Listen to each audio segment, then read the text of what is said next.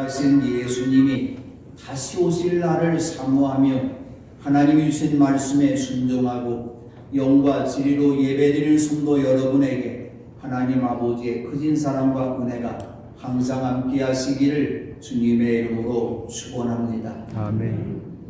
여러분에게 내일이 있을까요? 여러분에게 미래가 있을까요? 우리는 내일 일을 아무도 모릅니다. 그러나 분명한 사실이 있습니다.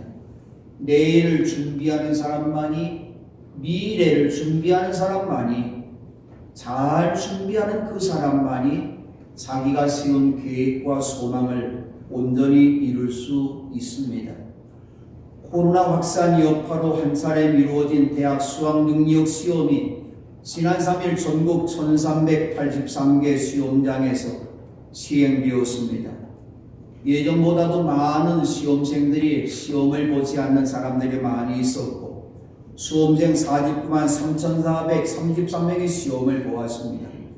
그동안에 열심히 시험을 준비한 학생들이 좋은 점수를 받고 자기가 원하는 좋은 대학에 들어갈 수 있습니다.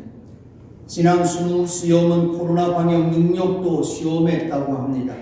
하루 종일 밀폐된 장소에도 시험을 보았기에 방역당국에도 방역을 잘 준비했다면 이번 주에 좋은 결과가 나올 것이고 시험 치른 학생들도 될 수 있으면 집에서 나오지 않았으면 하는 그러한 이야기들을 하고 있습니다. 46대 미국 대통령 선거에 출마한 조 바이든 전 부통령이 현직 도널드 전 트럼프 대통령을 누르고 당선이 된 것도 선거를 잘 준비했기 때문입니다. 요즘에 그래도 좋은 직장하면 공무원 시험이라고 말합니다. 그런데 공무원이 되고 좋은 회사에 취업하는 것도 철저하게 준비를 잘한 사람만이 들어갈 수가 있고 행복한 결혼생활도 행복한 가정도 행복한 노년도 준비를 잘한 사람만이 얻을 수가 있습니다. 이 세상에는 모든 일들은 잘 준비해서 그걸 예비한 사람만이 목표를 이룰 수가 있고 성공할 수가 있습니다. 누가 주님의 구원을 받고 마음의 평안과 행복을 얻을 수 있을까요? 준비를 잘한 사람들입니다. 이번 강림들 우리 모두 함께 베들레헴으로 영적 순례길을 떠나는 준비를 잘해서 아기 예수님이 누우신 구유에 우리 모두 함께 달려가서 아기 예수님께 엎드려 경배하며 찬양하며 예배하는 예배의 사람들 되시기를 바랍니다. 우리 신앙인들에게 어떤 미래가 기다리고 있을까요? 그리고 그 미래를 우리는 어떻게 준비해야 될까요? 오늘의 말씀에 보니까 그 무렵에 세례자 요한이 나타나서 누구하는 요한이 나타나는 그 때를 디베리오 황제가 로마의 왕국에 오른 지 15째 되는 해에 본디오 빌라도가 중독으로 유대를 통치하고 있을 때에 헤로디의 분봉왕으로 갈릴리를 다스리고 그의 동생 빌립은 분봉왕으로 이두레와 드라보니 지방을 다스리고 루사니아가 분봉왕으로 아빌레네를 다스리고 안나스와 가야바가 대제사장으로 있을 때라고 누가가 기록하고 있습니다. 이스라엘 나라가 로마의 식민지 생활했던 그때라고 할 것이고 어쩌면 오늘 이때의 모습은 우리나라가 일제 36년의 식민지 있을 그때라고 생각해도 됩니다. 호악한 왕 헤롯이 분봉왕 유대의 갈릴리의 분봉왕이 되었는데 그는 로마에다 많은 돈을 주고 왕이 된 사람입니다. 그렇게 돈을 주고 왕이 되었으니 어떡합니까? 그 돈을 찾아내야 되지 않습니까? 그러니까 백성들을 향해서 통치할 때에 백성들에게 많은 세금을 거두어들이면서 통치할 때에 온 나라가 혼란 속에 빠졌던 거죠. 이스라엘 나라에 희망이 없습니다. 어둠이 온 세상에 깔려 있습니다. 백성들은 절망하고 있습니다. 내일이 없습니다. 미래를 이야기할 수가 없습니다. 그러나 절망하지 마십시다. 사람이 절망할 때에 사람의 죽음의 때에 하나님께서 역사하심을 믿으시기 바랍니다. 바로 그때 하나님의 말씀이 광야에 있는 사갈의 아들 요한에게 내렸습니다. 바로 하나님의 말씀이 요한에게 내린 것처럼 우리가 하나님의 말씀을 들을 때에 내 마음속에 내리도록 주님 앞에 내 마음의 문을 활짝 열어놓고 내 눈은 주님을 바라보고 말씀이 선포될 때에 우리의 길을 조금 열어서 입을 열어서 말씀을 아멘으로 받아 먹을 수 있는 사람만이 하나님의 말씀이 우리 마음에 임한다고 하는 것이죠. 요한은 낙타 도로를 꼬리에 가죽띠를 들고 메뚜기와 들꿀을 먹으며 유대 광야에서 요즘철에 하는 말처럼 자연인처럼 살았던 거죠. 자연인처럼 살았습니다. 그 누가 그를 바라보겠습니까? 그런데 그에게 하나님의 말씀이 내렸다 그런 이야기죠. 오늘 우리의 삶이 어떤 자리에 있든지 하나님의 말씀이 임한다면 우리는 진정 주님 앞에 복받은 사람이라고 하는 거죠. 하나님의 말씀이 자기에게 임했을 때에 요한이 무엇을 해야 되는지 그는 깨달았습니다. 자기 앞에 나오는 많은 유대 사람들을 향해서 회개하여라 하늘나라가 가까이 왔다 선포합니다. 마태는 요한을 두고 예언자 이사 이렇게 말했다고 합니다. 광야에서 외치는 이의 소리가 있다. 너희는 주님의 길을 예비하고 그의 길을 곱게 하여라. 바로 세례자 요한은 예수님이 오시는 일을 예비한 사람인데 그가 선포한 그 말씀은 회개를 선포했고 회개하는 사람들만이 하늘나라에 들어갈 수 있음을 선포했던 것이죠. 온 이스라엘과 예루살렘과 유다와 요단강 부근에 있는 사람들이 요한에게 나와서 자기들의 죄를 다 고백을 합니다. 자기들의 죄를 자백합니다. 그리고 세례자 요한에게 세례를 받았습니다. 바로 요한이 예수님의 초림을 예비한 자였다면 오늘 예배드리는 우리 모두는 예수님의 재림을 예비하는 사람이기 때문에 주님께도 다시 오시는 그날 하나님이 다시는 영원한 행복한 그 나라에 들어가기 위해서 우리가 제일 먼저 할 일은 주님 앞에 진정으로 회개하고 성령 세례를 받음으로 주님의 길을 예배해야 된다고 하는 것이죠. 제 손녀가 3명이 있는데 첫째 딸 가희하고 가연이는 과일을 별로 좋아하지 않아요. 과일을 사서 억지로 먹이려고 해도 먹지를 않는데 막내둥이 가영이는 과일을 무척 좋아합니다. 오래전부터 저에게 할아버지 애플망고가 먹고 싶어, 딸기가 먹고 싶어. 딸기가 나오지도 않았는데 딸기를 먹고 싶다고 그래요. 얼마 전에 이마트에 가보니까 그래도 딸기가 나왔더라고요. 비닐하우스에 재배하는 딸기가 나왔고 애플망고가 먹고 싶다고 해서 그걸 사다 주었는데 그렇게 맛있게 먹습니다. 오늘 우리나라에도 많은 그러한 외국 과일들이 돌아옵니다. 바나나, 오렌지, 파인애플, 또 체리, 리치, 용안, 망고, 람부탄, 파파야, 또 과일의 여왕이면서 황암 효과에 좋다는 망고스틴도 들어오고 과일의 왕이라는 두리안도 들어오게 되는 것이죠. 그러나 오늘 우리나라에도 재배하고 있는 사과와 배와 감과 귤이 그래도 제일로 맛있는 것 같습니다. 우리가 살면서 과일을 먹을 수 있다? 축복이죠. 그런데 이러한 모든 과일 속에는 농부의 땀이 담겨 있지만은 잘 익은 과일 하나는 농부의 노력만으로 얻을 수 있는 것이 아닌 것이죠. 바로 하나님께서 생명을 잉태하는 영양분의 보호에 크게 이제 심어주게 하시고 잘 자라나도록 날마다 뜻을 내려주시고 때를 따라 감기도 내려주시고 따뜻한 바람도 불어오게 하시고 그래도 맛있고 좋은 과일을 우리가 먹을 수 있는 것이죠. 세상에 사는 동안은 우리가 이처럼 육신의 양식을 먹어야 합니다. 그러나 오늘 우리의 정신은 정신의 양식을 먹기 위해서 공부하는 것이죠. 아는 것이 힘이라고 하면서 나는 배우지 못했지만 우리의 자녀들은 가르쳐야 되겠다고 하면서 우리의 부모님들이 논과 맛을 팔아서 가면서 오늘 우리의 자녀들을 가르쳤던 것이죠. 그러나 오늘 우리의 영은 영의 양식을 먹어야 살 수 있다는 거죠. 영의 양식을 먹는 사람들만이 영원히 살 수 있는데 바로 하나님께서 하늘나라에 이 과일을 예비하셨던 것이죠.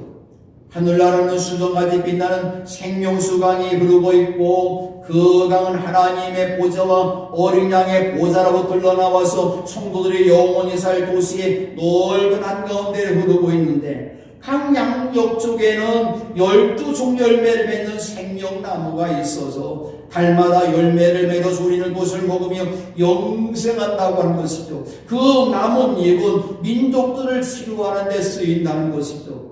바로 하나님의 나라. 눈물도 죽음도 슬픔도 울부짖음도 고통도 없는 평화와 기쁨의 나라, 행복한 나라에서 누가 살 수 있을까요? 바로 그 나라에 들어갈 수 있는 사람은 회개에 알맞은 열매를 맺어야 된다고 하는 것이죠. 하늘나라는 돈과 재물로 갈 수가 없습니다. 지식과 권력으로도 갈 수가 없습니다. 바로 하늘나라 갈 수 있는 이 비결을 세례자 요한이 요단강에도 자기 앞에 세례받으러 나오는 사람들 향해서 회개하여라, 하늘나라가 가까이 왔다고 선포했던 것이죠. 세례 요한이 헤로데에게 잡힌 다음에 예수님께서도 갈릴리에도 처음으로 선포하신 말씀이 회개하여라, 하늘나라가 가까이 왔다고 말씀하고 있습니다. 바로 하늘나라는 하나님의 자녀가 될 수 있는 비결은 예수님을 내 주님으로 믿고 회개한 사람만이 주님의 거룩한 자녀가 될 수 있다고 하는 것이죠. 회개하여라. 회개는 후회하는 것만을 의미하지 않습니다. 연말이 가까우니까 지난 1년 동안 내가 어떻게 살았을까? 지난 1년의 삶을 뒤돌아보면서 후회를 합니다. 내가 그래서 한다는데 잘못한 일이 너무 많이 있어. 내가 공부 열심히 해야 되는데 너무 공부를 잘하지 못해서 수능시험을 잘못 본 것 같아. 내가 친구에 그런 심한 말을 하지 말았어야 되는데 내가 그런 말한 거 후회가 돼. 내가 내 아내를, 내 남편을 더 사랑하며 살아야 되는데 그렇게 말하지 못하고 남편과 아내에게 험한 말한 거 잘못한 거 후회가 돼. 어머니가 살아계실 때 좀 더 효도하지 못한 거 후회가 돼. 이렇게 많은 사람들은 지난 일들을 뒤돌아보면서 후회를 많이 합니다. 후회하는 것이 회개가 아니라고 한 것이죠. 가룟 유다는 돈의 욕심이 생겨서 대제사장들로부터 은돈 30입을 받고 예수님을 팔아넘겼어요. 주님의 말씀을 이렇게 3년 6개월 동안 그렇게 철저히 들었지만 그 말씀이 가룟 유다의 마음속에 들어가서는 길가와 같은 마음이었기에, 돌짝밭 같은 마음이었기에, 가시덩굴 같은 마음이었기에 열매를 맺지 못했던 것이죠. 그리고서는 예수를 팔아넘겼습니다. 근데 예수님께서 사형의 유죄 판결을 받으신 걸 보고 그때서 뉘우치면서 은돈 30입을 대제사장들과 장로들에게 돌려주면서 뭐라고 말합니까? 내가 죄 없는 피를 팔아 넘김으로 죄를 지었습니다. 자기가 죄를 지었던 것을 깨닫는 것이죠. 자기가 죄를 지었던 것을 후회했던 것이죠. 그러나 그 돈을 성전에 내던지고 물러가서 스스로 목매달아 죽었습니다. 가룟 유다는 자기의 죄를 뉘우쳤습니다. 정말로 후회했습니다. 그런데 그는 후회했지만 지옥 백성이 되었던 것이죠. 지은 죄를 뉘우치고 후회하는 것이 회개가 아니라고 하는 것이죠. 참된 후회는, 회개는 무엇일까요? 후회에서 더 나아가서 행동으로까지 나아가는 것이죠. 회개는 무엇일까요? 지금까지 내가 걸어왔던 죄악의 그 발길을 이에 돌려서 앞을 향해서 태양을 등지고 살았던 사람이 태양을 향해서, 빛을 등지고 살았던 사람, 어둠만 바라봤던 사람이 이제는 빛이 되신 예수님을 향해서 하나님을 향해서 새롭게 나아가는 것이 회개라고 하는 것이죠. 베드로는 가룟 유다처럼 예수를 부인하는 근죄를 지었습니다. 그것도 한 번뿐만 아니라 3번씩 부인하는 죄를 지었습니다. 그런데 예수님을 3번씩이나 부인했던 베드로가 기독교 역사 가운데 최고의 제자가 될 수 있었던 것은 후회만 한 것이 아니라 진정으로 회개했기 때문입니다. 가룟 유다나 베드로 다 같이 주님을 팔아먹고 부인하는 배신자입니다. 그러나 가룟 유다는 후회만 함으로 스스로 멸망의 길로 가고 말았어요. 베드로는 후회의 산걸음도 나아가 회개함으로 구원함을 얻고 초대교회 기둥 같은 존재가 되었던 것이죠. 참된 회개는 무엇일까요? 가룟 유다처럼 후회에 머무른 것이 아니라 베드로처럼 돌아서는 것입니다. 탕자가 아버지 재산을 가지고 먼 지방으로 가서 방탕하게 살면서 낭비하다가 재산을 다 탕진한 다음에서 재정신이 들어서 탕자는 망한 다음에 아버지가 생각나는 거죠. 우리가 신앙생활하면서 망한 다음에 돌아와서는 안 되는 거죠. 망하기 전에 깨닫고 아버지 집을 찾아도 돌아와야 된다고 하는 것이죠. 그리고 하나님의 품으로 돌아오는 것이죠. 요한은 바리새파 사람들과 사두개파 사람들이 세례받으러 자기의 몸을 보고서 그들에게 험한 말을 했어요.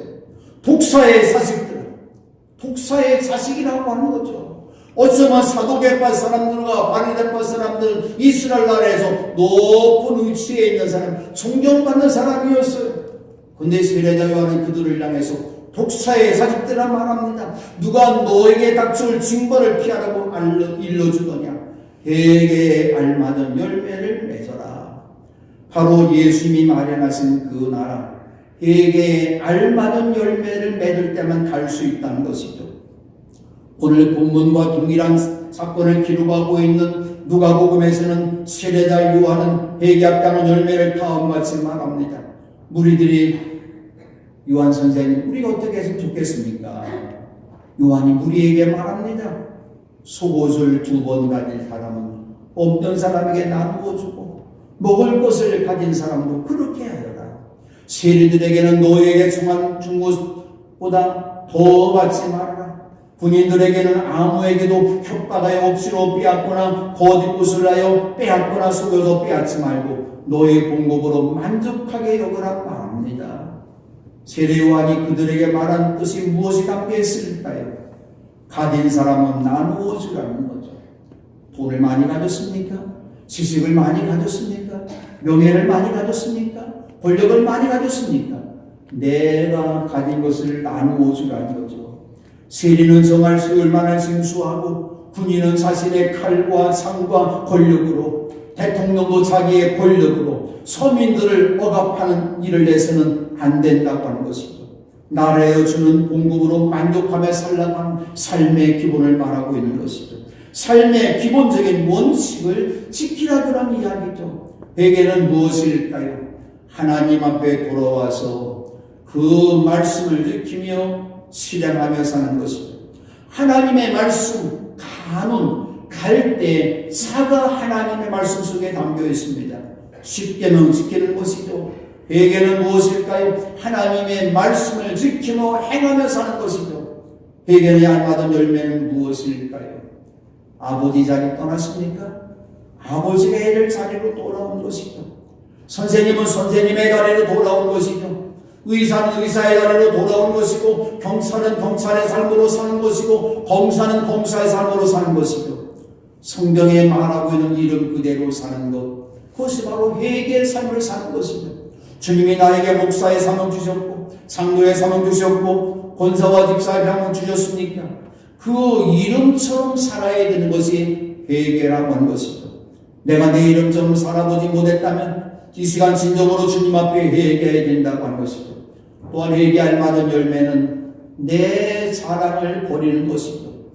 유대인들에게는 선민의식이 매우 강합니다. 우리는 하나님의 택한 백성들이야. 하나님의 선택된 특별한 사람이야.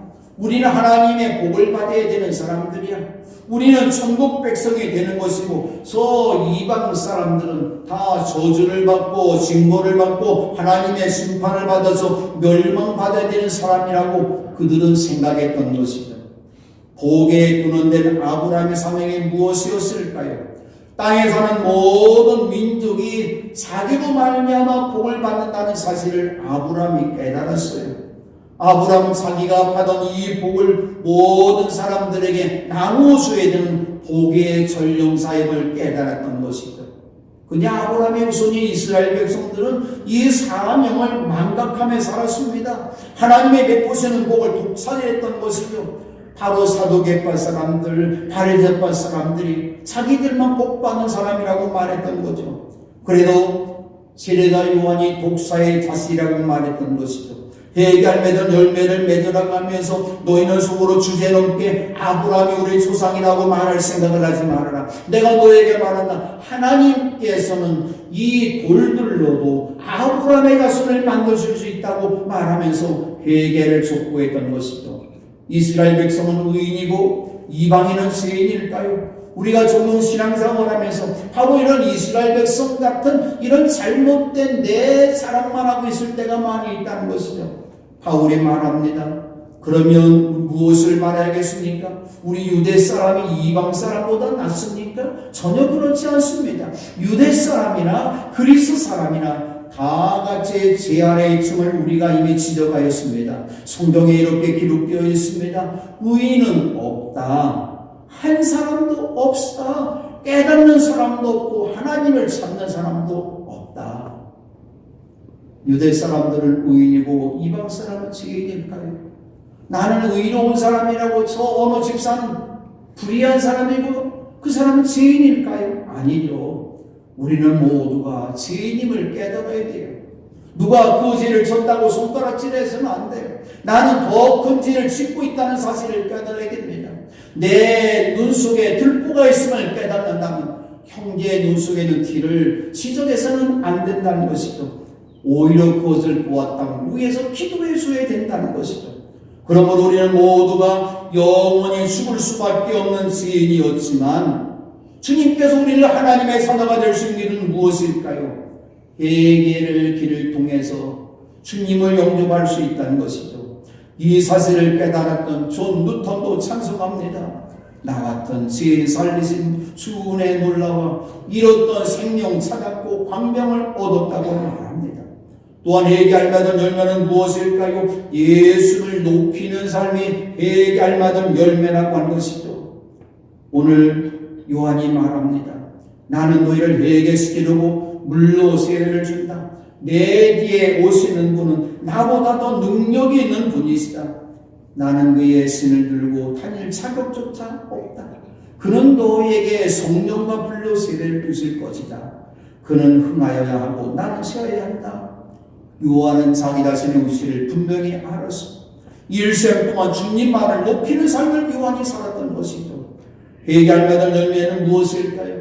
늘 주님 앞에서 내가 만나는 모든 성도들 앞에서 우리 가정에서 더 온유한 마음으로 겸손한 마음으로 나를 더 한없이 낮추고 주님만을 높이는 삶을 사는 것이 회개할마다 열매라고 한 것이죠.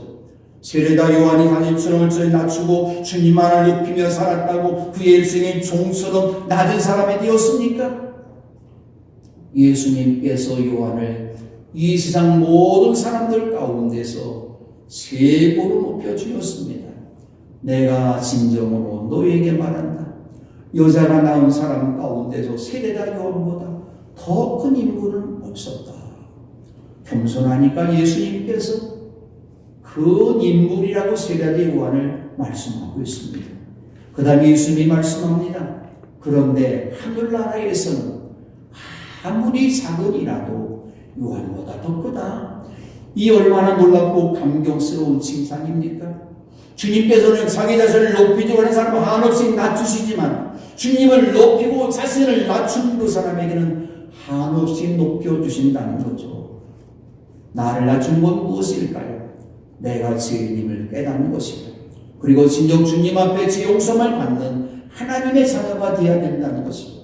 2000년 전 유대 땅 베들레헴 말그릇은 예수님의 성탄절이 가까워오고 있습니다. 그러나 천사장의 나팔소리와 함께 이 세상에 다시 오실 주님의 날이 시시각각으로 우리에게 다가오고 있음도 깨달아야 됩니다. 세례자 요한은 이 시대의 모습을 이렇게 말합니다. 내가 너희에게 말한다. 하나님께서는 이 돌들로도 아브라함의 자손을 만드실 수 있다. 토끼를 이미 나무 뿌리에 갖다 놓았으니 좋은 열매를 맺지 않는 나무는 다 집어서 불 속에 던지실 것이다. 충주에서도 금년에 보니까 과수 농사는 사과 농사는 분들이 사과를 열매를 얻어야 되는데 병이 생겼어요. 병이 생겨 어떡합니까? 다른 사과나무까지 병들까봐 나무를 다 잘라내서 땅속에 묻어버렸던 것이죠. 주님 앞에서 이 악당 열매 맺지 않으면 주님께서도 우리에게 도끼를 집어서 지옥 불 속에 던지신다는 두려운 말씀입니다.